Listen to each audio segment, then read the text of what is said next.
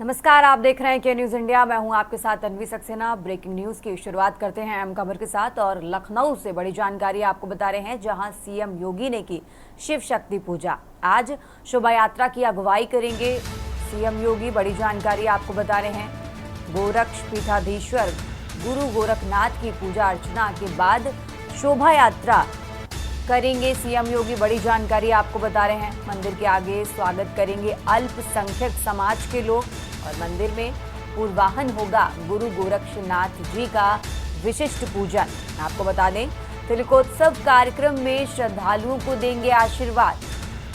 अहम जानकारी आपको लखनऊ से बता रहे हैं, लगेगी संतों की अदालत, दंडाधिकारी की भूमिका में होंगे सीएम योगी। साथ ही शोभा यात्रा का समापन मानसरोवर रामलीला मैदान में होगा। प्रभु श्री राम का पूजन व राज्याभिषेक करेंगे। बड़ी जानकारी आपको दे रहे हैं, गोरक्ष पीठाधीश्वर बैंड बाजे की धुन के बीच शोभा यात्रा निकाली जाएगी। बैंड बाजे की धुन के बीच शोभा यात्रा मानसरोवर मंदिर पहुंचेगी। अहम जानकारी आपको बता रहे हैं, जहां उत्तर प्रदेश के मुख्यमंत्री ने की शिव शक्ति पूजा। आज शोभा यात्रा की अगुवाई करेंगे गोरक्ष पीठाधीश्वर।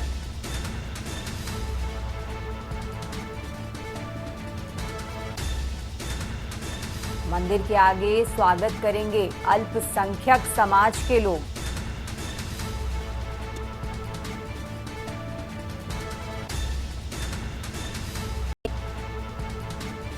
तिलकोत्सव कार्यक्रम में श्रद्धालुओं को आशीर्वाद देंगे।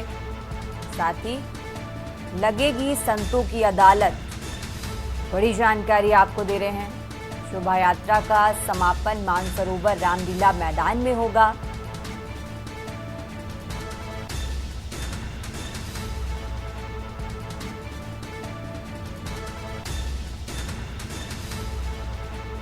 राजधानी लखनऊ से अहम जानकारी आपको बता रहे हैं, प्रभु श्री राम का पूजन व राज्याभिषेक करेंगे। बैंड बाजे की धुन के बीच शोभा यात्रा पहुंचेगी मानसरोवर मंदिर।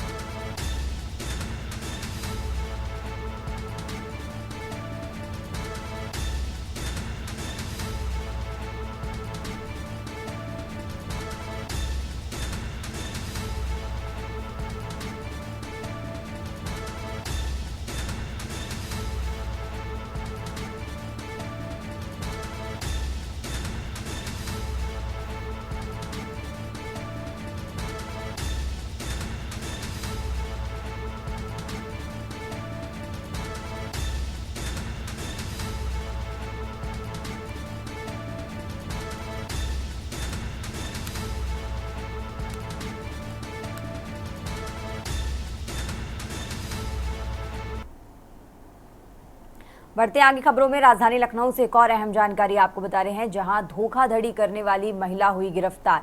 वृद्ध बुजुर्ग को बनाया था हनी ट्रैप का शिकार। लखनऊ से बड़ी जानकारी आपको दे रहे हैं, शादी कर धोखाधड़ी करके जमीन कराई थी अपने नाम और बाद में रोशन जहां अंसारी को 17 लाख में बेच दी थी जमीन। 50,000 नकदी कीमत सामान लेकर फरार हुई थी। उसके बाद बुजुर्ग ने थाने में एफआईआर दर्ज कराई और मोहनलालगंज पुलिस ने आरोपी महिला को किया गिरफ्तार। बड़ी जानकारी आपको लखनऊ से दे रहे हैं, मोहनलालगंज पुलिस ने आरोपी महिला को किया गिरफ्तार। पुलिस ने आरोपी महिला को बाराबंकी से किया गिरफ्तार। आपको बता दें, पहले भी कई लोगों को बना चुकी है अपना शिकार और अब इस महिला को पुलिस ने गिरफ्तार कर लिया है। वृद्ध बुजुर्ग को हनी ट्रैप का शिकार बनाया था। शादी कर धोखाधड़ी करके जमीन अपने नाम करवाई और बाद में रोशन जहां अंसारी को 17 लाख में बेच दी जमीन। 50,000 नकदी कीमती सामान लेकर फरार हुई ये महिला और अब इस महिला को पुलिस ने गिरफ्तार कर लिया है। आपको बता दें, पीड़ित बुजुर्ग ने थाने में एफआईआर दर्ज कराई थी, जिसके बाद मोहनलालगंज पुलिस ने आरोपी महिला को गिरफ्तार कर लिया है। पुलिस ने आरोपी महिला को बाराबंकी से किया गिरफ्तार।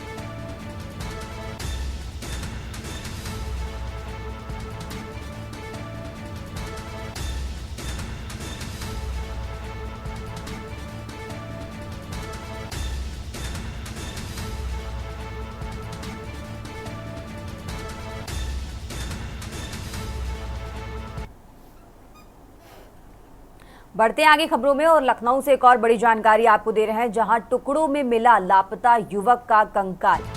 वृंदावन कॉलोनी की झाड़ियों से मिला कंकाल।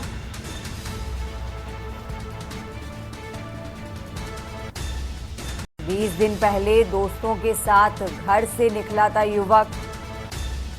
आपको बता दें, घर से 500 मीटर दूरी पर मिला कंकाल। घर से 500 मीटर दूरी पर मिला कंकाल। परिजनों ने दो दोस्तों पर लगाया हत्या का आरोप। फिलहाल मामले की जांच पड़ताल में जुटी पुलिस।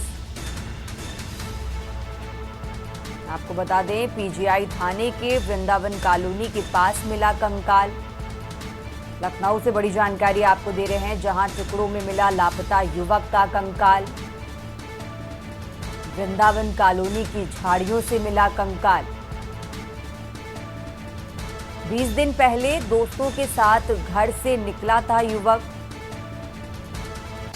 और घर से 500 मीटर दूरी पर मिला कंकाल। फिलहाल मामले की जांच पड़ताल में पुलिस जुटी हुई है। आपको बता दें, पीजीआई थाने के वृंदावन कॉलोनी के पास मिला कंकाल और परिजनों ने दो दोस्तों पर हत्या का आरोप लगाया है।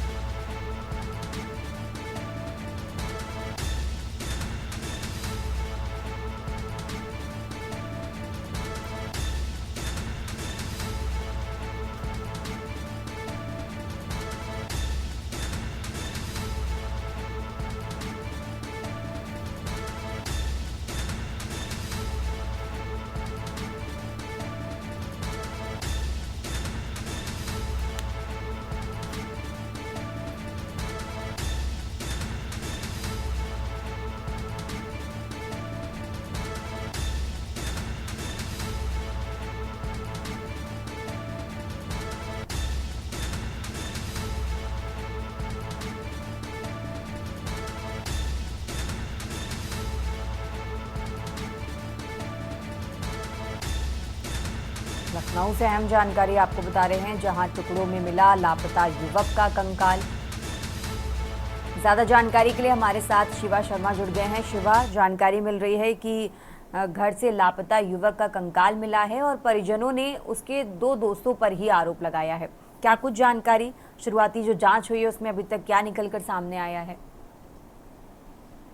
देखिए तन्वी, कल लखनऊ के पीजीआई इलाके में वृंदावन कॉलोनी है। उस वृंदावन कॉलोनी के पास में झाड़ियों में एक युवक का कंकाल मिला है और जब पुलिस ने घटनास्थल का जांच मुआयना किया तो सूचना पर ये पता लगा कि वो जो कंकाल था वो वहीं से 500 मीटर दूर के रहने वाले अंकुर का था, जिसका उम्र लगभग 20 साल था और वो पिछले 22 सितंबर को घर से लापता हुआ था। और जब परिजन वहां पर पहुंचे तो उन्होंने इस बात पर हत्या का आरोप लगाया कुछ लोगों पर, उसके दोस्त पर, और ये कहा कि अतुल वाजपेयी और उसके अन्य दोस्त के साथ अंकुर 22 तारीख को निकला था। और इस बात की सूचना जब उन्हें तलाश अंकुर नहीं मिला तो इस बात की सूचना उन्होंने पुलिस को भी दी थी, लेकिन पुलिस ने प्राइमा फेसी उस घटना पर कोई काम नहीं किया और आज लिहाजा उसका ये परिणाम है कि उसका लापता में उसका टुकड़ों में एक कंकाल मिला है और पुलिस पर बेहद नाराजगी जताई है। तो पुलिस का फिलहाल कहना है कि कपड़ों के आधार पर उसकी शिनाख्त हुई है उस युवक के कंकाल की, लेकिन डीएनए जांच कराना भी जरूरी है। क्या ये अंकुर का ही कंकाल है? क्योंकि कंकाल जो था वो शत मिला था, कहीं के टुकड़े कहीं पर मिले थे, कुछ दूर पड़े थे और जो सर का जो हिस्सा था वो काफी टुकड़ों में था।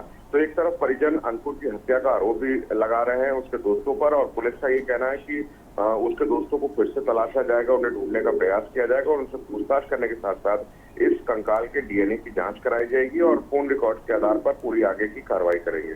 जी शिवा, जिस तरीके से परिजन ये आरोप लगा रहे हैं, मतलब उसके ही दोस्तों पर आरोप लगा रहे हैं, क्या कुछ दिन पहले उसका अपने दोस्तों के साथ कोई झगड़ा हुआ था जिसको लेकर परिजनों का ऐसा मानना है कि उसके दोस्तों ने उसकी हत्या की?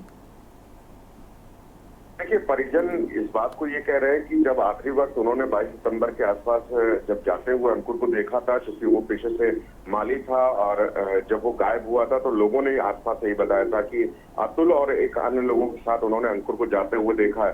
तो तो फिलहाल लड़ाई जैसी बात सामने नहीं आई है, लेकिन जी। ये कहा जाता है कि आखिरी दौर में जिसके साथ वो गया होगा तो हो सकता है साजिश के तहत या फिर हो सकता है हादसे के तहत इस पूरी घटना को अंजाम दिया गया हो। लेकिन वही लोग ही बता सकते हैं जब उनके दोस्त मिलेंगे कि आखिरकार उन्होंने अंकुर को कब और किन परिस्थितियों में आखिरी बार कहाँ छोड़ा था या देखा था, और उसी के बाद चीजें सारी क्लियर होंगी कि आखिरकार अंकुर की मौत किन वजह से हुई है।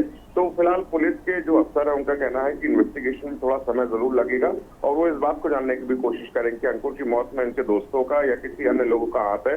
तो पूरी फॉरेंसिक की जांच के साथ साथ जो मैनुअल और टेक्निकल जो जांचें हैं उसमें थोड़ा समय लग सकता है, और वो जरूर अगर उसकी हत्या हुई है तो हत्यारों को पकड़ने की कोशिश करेंगे या कोई अन्य वजह है तो उस बात का भी खुलासा जल्दी से जल्द किया जाएगा। जी शिवा, बहुत बहुत शुक्रिया आपका तमाम जानकारी हमारे दर्शकों तक पहुंचाने के लिए। और खबर आपको लखनऊ से बता रहे थे, जहां टुकड़ों में मिला लापता युवक का शव, वृंदावन कॉलोनी की झाड़ियों से मिला कंकाल और परिजनों ने युवक के ही दोस्तों पर हत्या का आरोप लगाया है। फिलहाल पुलिस पूरे मामले की जांच पड़ताल में जुटी हुई है।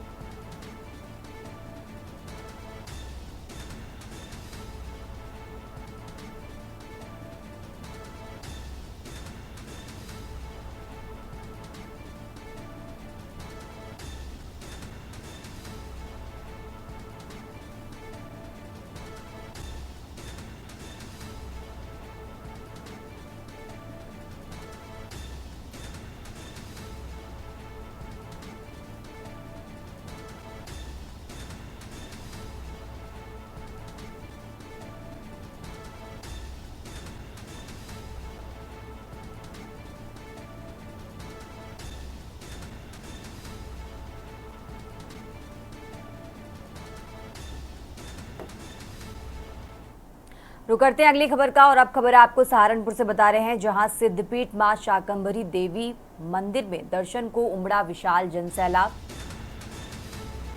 हजारों श्रद्धालुओं ने किए मां के दर्शन। सहारनपुर से बड़ी जानकारी आपको दे रहे हैं, हजारों श्रद्धालुओं ने किए मां के दर्शन। इस दौरान पुलिस प्रशासन के आला अधिकारी भी मौजूद रहे। डीएम एसएसपी ने किया मेले का निरीक्षण। बड़ी जानकारी आपको सहारनपुर से दे रहे हैं, शारदीय नवरात्र पर लगता है विशाल मेला। साथ ही मंदिर व्यवस्थापक ने कराया कन्या पूजन।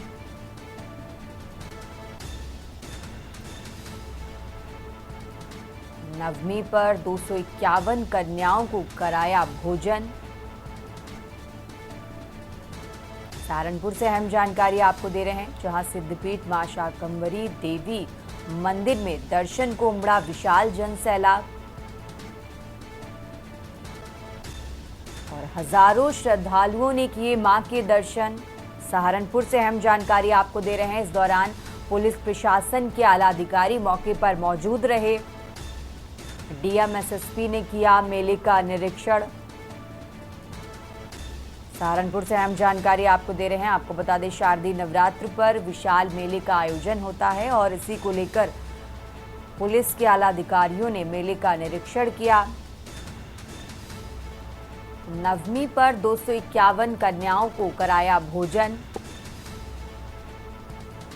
सहारनपुर से अहम जानकारी आपको बता रहे हैं।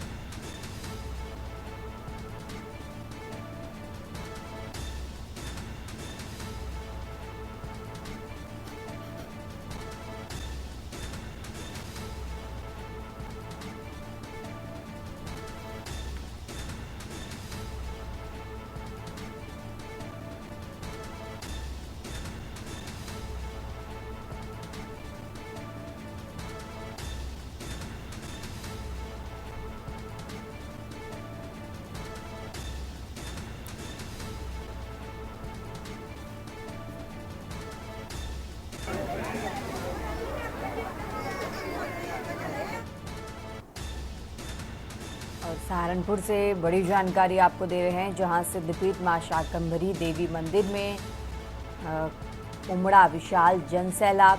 दर्शन को उमड़ा विशाल जनसैलाब। आपको बता दें हजारों श्रद्धालुओं ने किए मां के दर्शन और ये तस्वीरें भी आपको दिखा रहे हैं जहां पुलिस प्रशासन के आला अधिकारी भी मौके पर मौजूद रहे।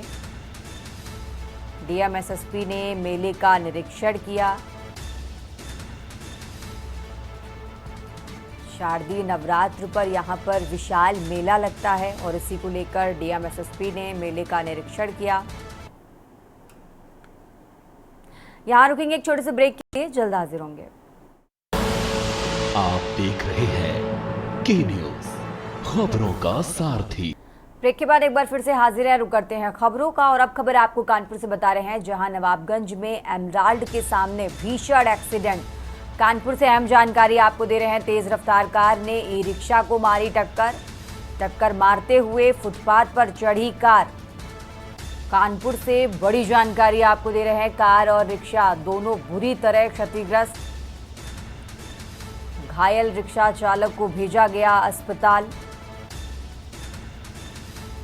कानपुर से बड़ी जानकारी आपको दे रहे हैं। घायल रिक्शा चालक को भेजा गया अस्पताल। आपको बता दें, रिक्शे में नहीं थी सवारियां, वरना हो सकता था बड़ा हादसा। थाना कहोना क्षेत्र का ये पूरा मामला आपको बता रहे हैं। कानपुर से अहम जानकारी आपको दे रहे हैं जहां नवाबगंज में एमराल्ड के सामने भीषण एक्सीडेंट। तेज रफ्तार कार ने ई रिक्शा को मारी टक्कर मारते हुए फुटपाथ पर चढ़ी कार। इसके बाद कार और रिक्शा दोनों बुरी तरह क्षतिग्रस्त। कानपुर से बड़ी जानकारी आपको दे रहे हैं। और जिसके बाद घायल रिक्शा चालक को अस्पताल भेजा गया।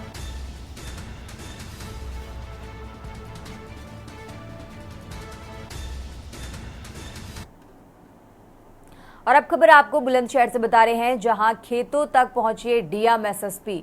आपको बता दें, पराली जलाने को लेकर किसानों को समझाने पहुंचे डीएम एसएसपी और डीएम एसएसपी ने किसानों से पराली नहीं जलाने की अपील की है। बुलंदशहर से बड़ी जानकारी आपको दे रहे हैं। पराली जलाने को लेकर किसानों को समझाने पहुंचे डीएम एसएसपी। डीएम एसएसपी ने किसानों से पराली नहीं जलाने की अपील की। किसान पराली ना जलाएं, प्रशासन खरीदेगा पराली। डीएम ने ये बातें कही। आपको बता दें, खेतों तक पहुंचे डीएम एसएसपी। बुलंदशहर से अहम जानकारी आपको दे रहे हैं। पराली जलाने को लेकर किसानों को समझाने पहुंचे डीएम एसएसपी।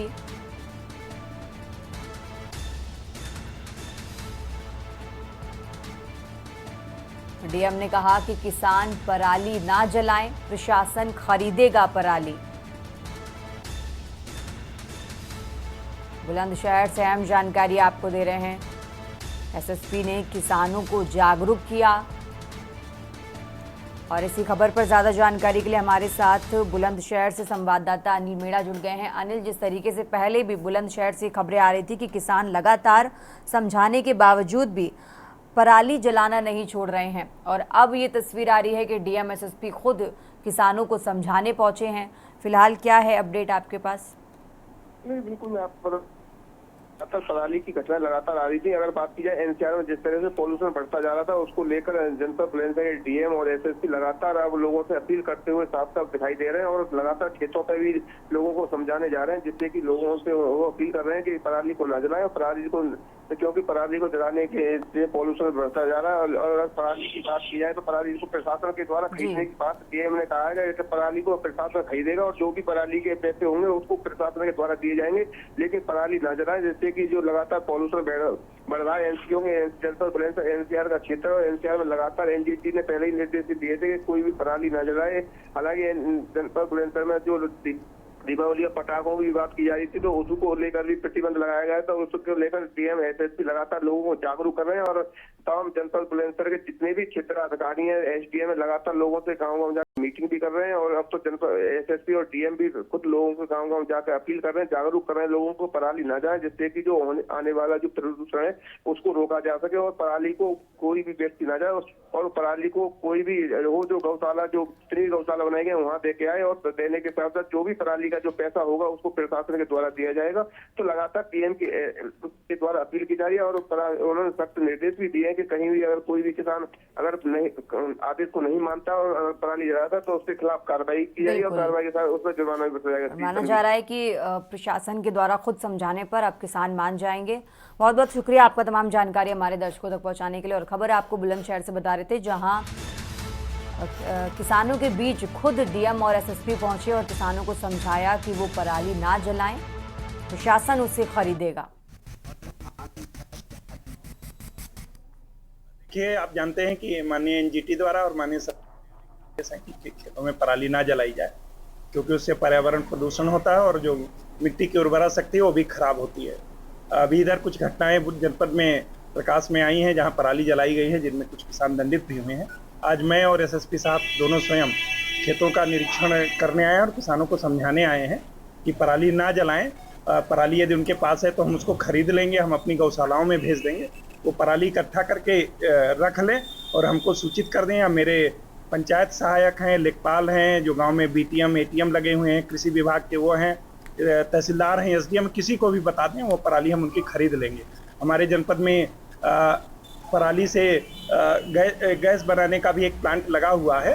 तो मेरा उनसे अनुरोध है सभी किसान भाइयों से कि अपनी पराली इकट्ठा कर लें, उससे उनको एक्स्ट्रा आमदनी हो जाएगी, खेतों में ना जलाएं।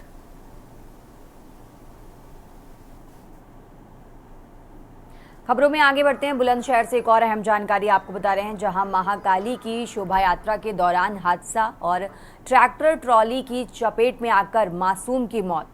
बुलंदशहर से अहम जानकारी आपको दे रहे हैं। देर रात शोभा यात्रा देखने आया था 10 वर्षीय मासूम और शोभा यात्रा की खुशियां मातम में बदल गई हैं, क्योंकि मौत के बाद थम गई महाकाली के जयकारों की गूंज। बुलंदशहर से अहम जानकारी आपको दे रहे हैं। महाकाली की शोभा यात्रा के दौरान हादसा, ट्रैक्टर ट्रॉली की चपेट में आकर मासूम की मौत। देर रात शोभा यात्रा देखने आया था 10 वर्षीय मासूम, शोभा यात्रा की खुशियां मातम में बदली। बुलंदशहर से अहम जानकारी आपको दे रहे हैं। देर रात शोभा यात्रा देखने आया था 10 वर्षीय मासूम,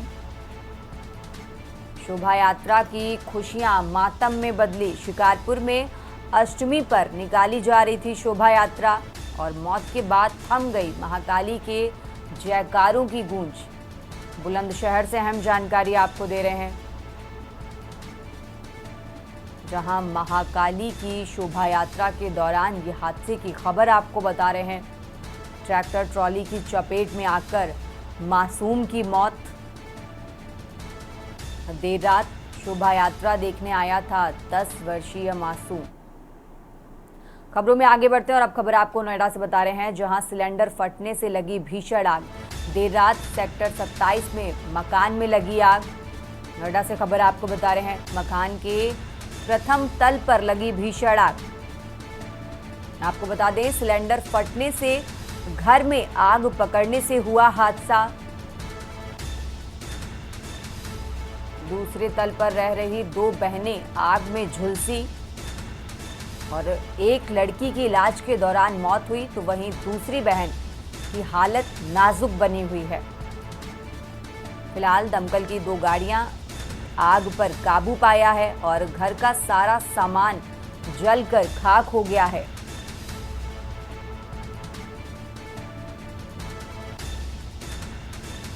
नोएडा से अहम जानकारी आपको बता रहे हैं, जहां सिलेंडर फटने से लगी भीषण आग।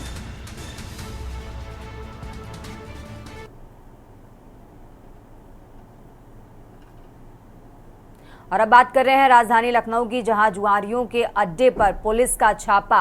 देर रात जुआ खेलने की सूचना पर पहुंची थी पुलिस। लखनऊ से बड़ी जानकारी आपको दे रहे हैं। पीआरवी के पुलिसकर्मी पहुंचे थे पार्क और भगदड़ में 2 लोगों को हिरासत में लिया था। हिरासत में लिए गए 26 वर्षीय अमन की मौत।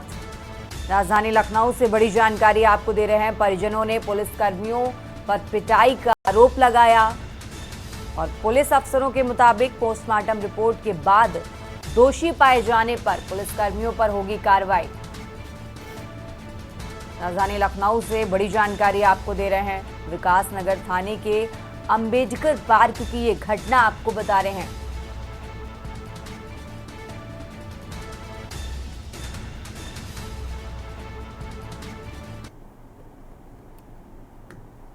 इस बुलेटिन में फिलहाल इतना ही। आप देखते रहिए के न्यूज इंडिया। आप देख रहे हैं के न्यूज, खबरों का सारथी।